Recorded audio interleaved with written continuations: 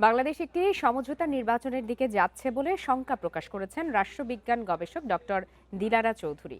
তার মতে এমন নির্বাচন দিয়ে দেশের সংকট কাটবে না। অপরদিকে নিরাপত্তা বিশ্লেষক আমিনুল করিম বলেন, অবাধ, সুষ্ঠু ও অংশগ্রহণমূলক নির্বাচন ছাড়া জাতীয় নিরাপত্তা নিশ্চিত করা সম্ভব নয়।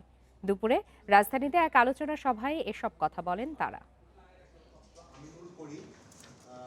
কারওয়ান বাজারে আঞ্চলিক সম্পর্কের নতুন সমীকরণের প্রেক্ষিতে জাতীয় নিরাপত্তার ঝুঁকি বিষয়ক এক আলোচনা সভার আয়োজন করে বেসরকারি সংস্থা ব্রেইন ও ভয়েস ফর রিফর্ম। এতে অংশ নিয়ে দেশের অভ্যন্তরীণ রাজনৈতিক পরিস্থিতির চিত্র তুলে ধরে নিরাপত্তা ঝুঁকির নানা দিক নিয়ে কথা বলেন আলোচকেরা। জাতীয় ও আন্তর্জাতিক ভূরাজনীতির গতিবিধি ও বাংলাদেশের করণীয় নিয়ে পরামর্শও তুলে ধরেন তারা। নিরাপত্তা বিশ্লেষক অবসরপ্রাপ্ত লেফটেন্যান্ট জেনারেল আমিনুল করিম নিরাপত্তা বাহিনীর সঙ্গে অন্তর্বর্তী সরকারের সম্পর্ককে খাপছাড়া বলে মন্তব্য করেন। বলেন, এমন পরিস্থিতি জাতীয় নিরাপত্তার ক্ষতি করছে। সিকিউরিটি একটা বিরাট বড় একটা canvas. It is a holistic approach.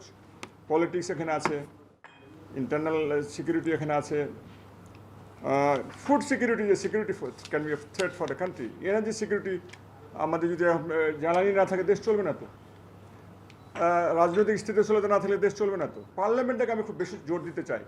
সংসদ যদি আমরা ভালো মতো তৈরি করতে পারি through free fair and participatory election, তাহলে এই সংসদে কিন্তু অনেক সিকিউরিটি চ্যালেঞ্জগুলো ধরে নেবে। অন্যদিকে জাহাঙ্গীরনগর বিশ্ববিদ্যালয়ের সরকার ও রাজনীতি বিভাগের অধ্যাপক ডক্টর দিলারা চৌধুরী বলেন, বাংলাদেশের বর্তমান নিরাপত্তা ঝুঁকি বহুমাত্রিক। রাজনৈতিক কমিউনিটি ও ঐক্য গড়ে তুলতে না পারলে এই ঝুঁকি কমবে না। তৃণমূলের দ্বারা নির্বাচিত একটা সরকার দরকার। সেই জন্য আমাদের একটা সুষ্ঠু সুন্দর নির্বাচনের দরকার।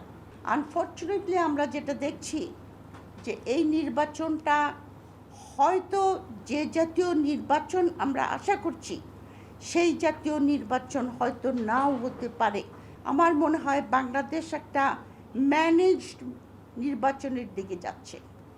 এই ম্যানেজ নির্বাচনের দিকে গেলে পরে বাংলাদেশ কিন্তু সংকট থেকে বেরোতে পারবেন না। আলোচকেরা বলেন, জাতীয় নিরাপত্তা নিশ্চিত করতে গণতন্ত্রই একমাত্র পথ, আর তা অর্জনে সামাজিক ও রাজনৈতিক সংহতি সবচেয়ে গুরুত্বপূর্ণ। শাহাদাত স্বপন, ইন্ডিপেন্ডেন্ট নিউজ, ঢাকা।